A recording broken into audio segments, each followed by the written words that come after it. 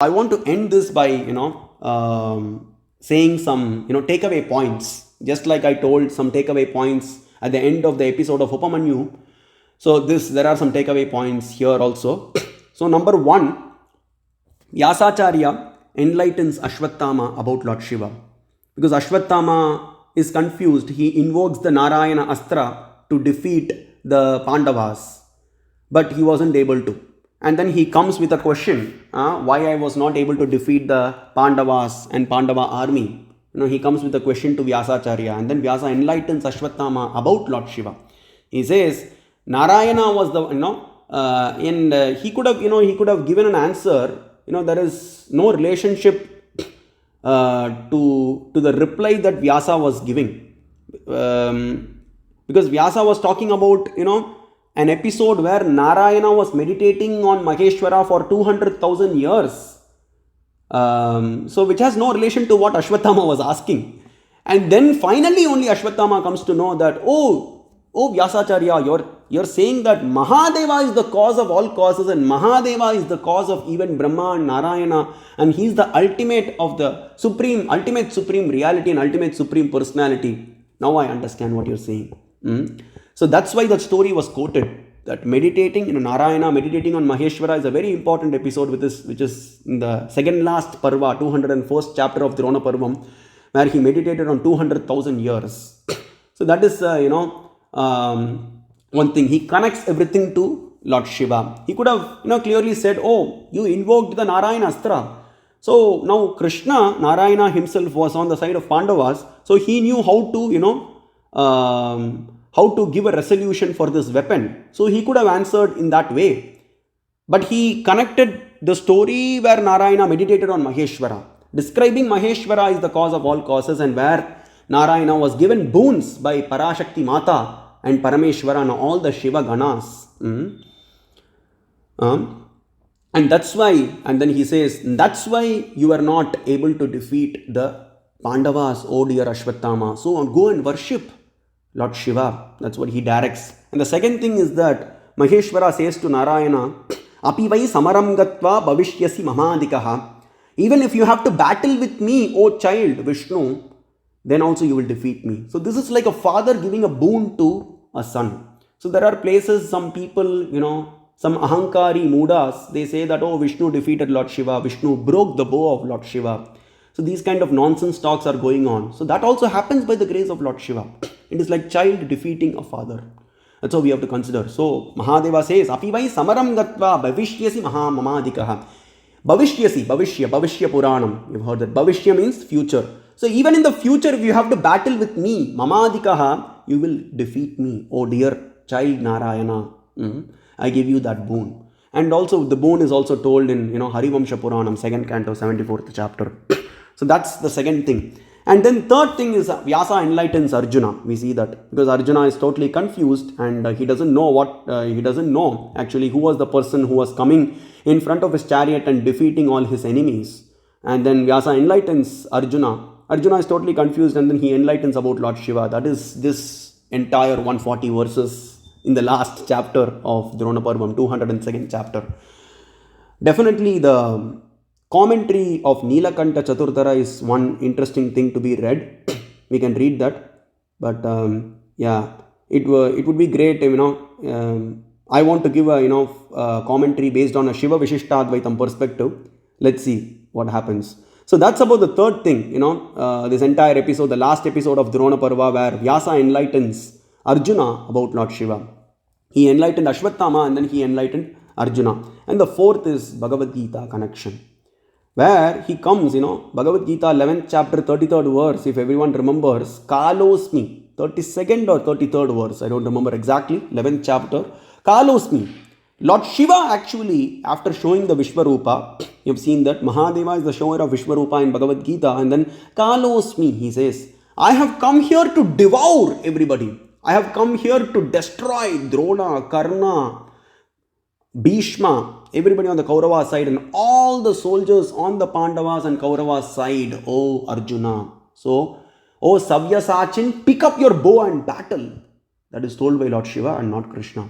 So that is confirmed here because it is Lord Shiva who comes in front of Arjuna and Krishna's chariot and defeats the enemies of Arjuna. He appears as Kala. So that is that Kala connection that is present in Bhagavad Gita 11th chapter. You have to understand that way. And then Pashyame Yogamaishwaram Paramam Rupamaishwaram. And then in the Vishwarupa also, I will unite with Lord Shiva and then show you the Vishwarupa. That's what Krishna also says, 11.8 of Bhagavad Gita, which is also connecting with Kurma Puranam, 1st canto, 30th chapter, where Vyasa again enlightens Arjuna there by saying that it was Shiva who showed the Vishwarupa, and you saw the form of Mahadeva, the Vishwarupam of Mahadeva, by the grace of, with the help of Hrishikesha. Vishnu came as Guru for you to show the ultimate, to teach you the ultimate Shiva Tattva. And Vishwarupam also is a very specific epithet used only for Lord Shiva in the Vedas. Virupebhyo Vishwarupebhyaschavo namo namo. Only for Lord Shiva. Rudram says that Urdhvaretam Virupaksham. Mahanarayana Upanishad says that Radhagam Satyam Param Brahma Purusham Krishna Bingalam Urdhvaretam Virupaksham Vishwarupayavai namo namaha. Vishwarupa. Here also Vishwarupa, his word is used by Vyasa to Arjuna. Why is he called Vishwarupa? Because all the devas are present in him, including Brahma and Vishnu and all the incarnations of Vishnu. That's the fourth point. And the fifth point is various glorifications of Lord Shiva are recited by Vyasa. He goes on to do a beautiful stuti that connects with the Rudram verses. And then there is a connection to Shatarudriyam. Yakshatarudriyam adite, which is the essence of the Vedas. He says that 2 times here. In this one chapter alone, guys, 2 times he mentions, Vyasa mentions that Shatarudriyam is in honor of that ultimate Lord Mahadeva. It cannot be only foolish Avaidika Mudas say that it is referring to some other Devata. It is referring to the ultimate supreme reality Mahadeva. It cannot refer to Rama or Krishna or Narasimha or Brahma or Vishnu or Indra. It's so foolish to say that. So here 2 times, Bhishma mentions it once, Arjuna and Krishna recite it when to get the Mahapashupata. And then there is another place where Krishna says in the 160th chapter Anushasana Parvam to Yudhishthira, Pranjalik Shatarudriyam, I start my day by chanting Rudram. Oh dear Yudhishthira, I start my chanting by worshipping Lord Shiva. Only then I engage in other activities. Shiva worship is first for me. Krishna says that. So Shatarudriyam connection is also told here. And then Lord Shiva's Leelas are spoken of. Mahadeva drinking the hala poison, Mahadeva killing the Tripurasuras, Daksha Yajna episode, which is a very important thing, which says that, you have to invoke Lord Shiva definitely, or else the sacrifice becomes incomplete. Sacrifice is not qualified to become complete if you are not inviting Lord Shiva. Mahadeva is the Raja, king of sacrifices. Avo Rajana Madvarasya, the Vedas say. And you ignore the king and then the queen, and then you conduct something, it is an insult to the king and queen. So that's why a Shiva Gana, Mahadeva sends his Gana, Veerabhadra, to destroy the sacrifice. So those Leelas are spoken of by Vyasa. Again and again they are spoken of in various places in Mahabharata, but this play here also Vyasa mentions. And then, very important piece, surrender to Lord Shiva. Here he says, again and again he uses the word Sharanam, guys. Tam gaccha sharanam devam sarvadim bhuvaneshwaram. Ishanam varadam partha drishtavanasi shankaram tam gaccha sharanam devam varadam bhuvaneshwaram. He says that go and surrender to that Bhuvaneshwara Mahadeva. He says sharanam prapya kaunteya varadam bhuvaneshwaram umapatim virupaksham daksha yajna nibarhanam. Surrender to that Umapati Virupaksha Daksha Yajna, who destroys the Daksha Yajna, who is Bhuvaneshwara, who is the giver of all boons. Surrender unto him. Again, Prapadye Sharanam Devam Sharanyam Chiravasasam. Surrender to that Kritivasa, who is having the skin of Narasimha as his garment. Surrender to him. Bhayena Tridasha Rajan Sharanam Cha Prapedire. So he again and again uses the word Sarvaih Grahair Grihitan Vai Sarva Papa Samanvitan Samochayati Suprita Sharanyak Sharanagatan. He is the only object of surrender.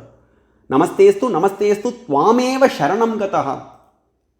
Oh Mahadeva, I cannot even understand the glories of Bhasma. When can I even understand your glories, O Lord Shiva?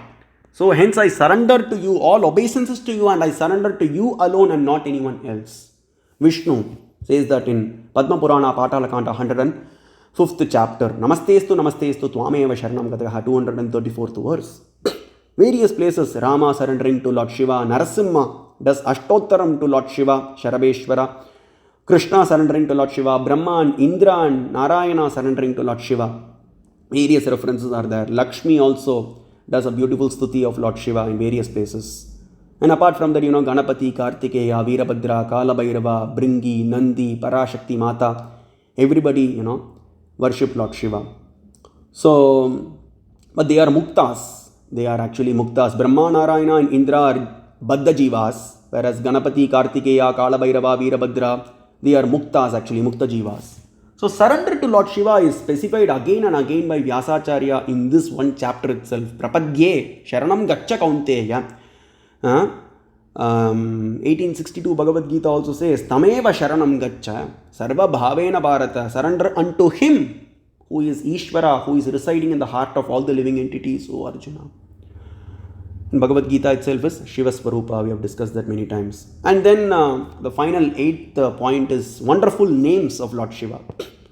Shiva, Mahadeva, Maheshwara, Vrishakapi.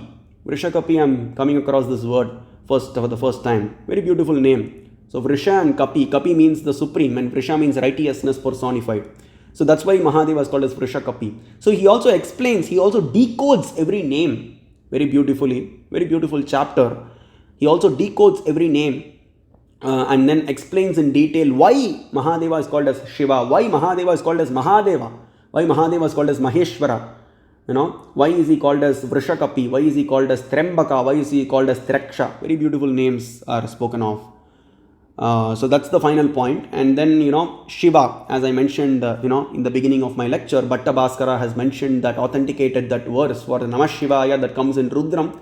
He uses, he mentions that 131st verse of the 202nd chapter Drona Parvam. He quotes that this is why Mahadeva is called as Shiva, because he is the doer of good to the entire mankind and all the devatas and also the entire universe. So that authenticates this piece of Mahabharata.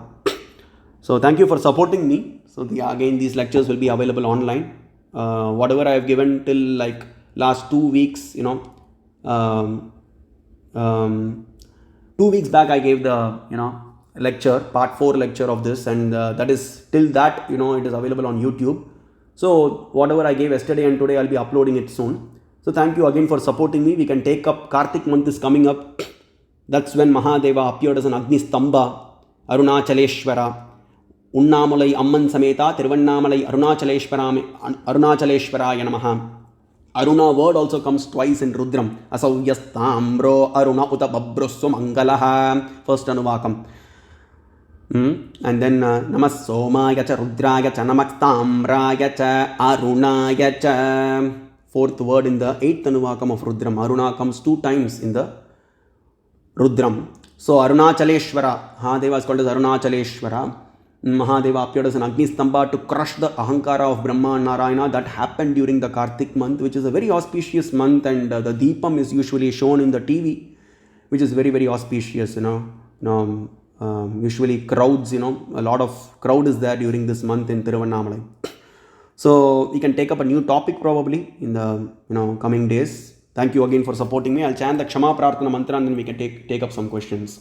Om yadaksharapadabrishtam matrahinam tu yadbhavet tatsarvam kshamyatam deva parameshwara namostute visargabindu matrani padapadaksharaani cha nyunani cha tiriktani kshamasva parameshwara aparada sagasrani kriyante harnisham mayada sogimiti mam matva kshamasva parameshwara anyata sharanam nasti tvameva sharanam mama तस्मात् कारुण्यभावेन रक्ष रक्ष परमेश्वरी अन्यथा शरणं नास्ति त्वमेव शरणं मम तस्मात् कारुण्यभावेन रक्ष रक्ष परमेश्वर एतत् सर्वं श्री उमामहेश्वर परब्रह्मार्पणमस्तु ललिताम्बिके साम्बशिवार्पणमस्तु श्रीमति गौरी समेत साम्बशिवार्पणमस्तु श्रीमति गायत्री समेत साम्बशिवार्पणमस्तु करचरणकृतं वाक्कायजं कर्मजं वा श्रवणनयनजं वा मानसं वा परादं विहितम् अविहितं वा सर्वम् एतत् क्षमस्व जय जय करुणाब्दे श्री महादेव शंभो माता च पार्वती देवी पिता देवो महेश्वर बन्धवा शिवभक्तांश्च स्वदेशो भुवनत्रयं साम्ब शिवाय नमः साम्ब शिवाय नमः साम्ब शिवाय नमः हर ओं तत्सत्